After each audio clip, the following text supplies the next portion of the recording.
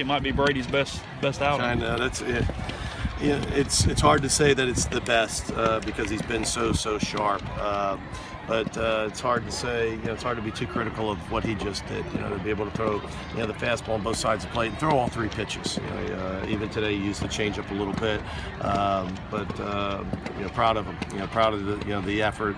Like he said, hey, it's early in the season, maybe there's not that much pressure. I think there's always pressure in the SEC, and last night, obviously we didn't perform the way, we can and thought we should, and, disappointed and, needed a big effort out of him today, and he responded. Great. You said a couple of times early on in the season that commanding the slider would be a huge factor for him.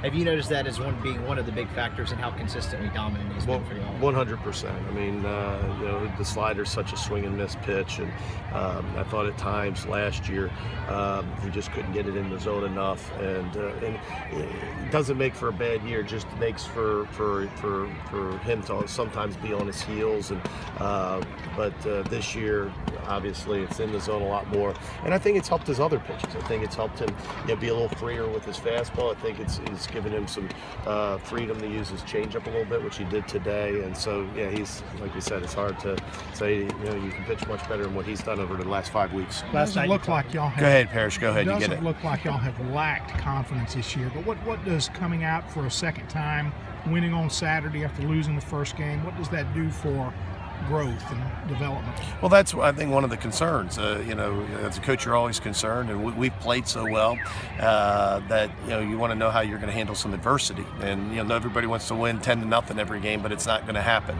And so last night wasn't the result that we wanted, but I think all of us wanted to see how they would respond today, and certainly they responded well, much like they did at Long Beach after a loss. And you got to do that in baseball in every phase, not just the team playing well and getting a win, but after bad at bats, after bad pitches, you got to be able to respond, and we seem to have done that to this point, and that's nice. Last night you talked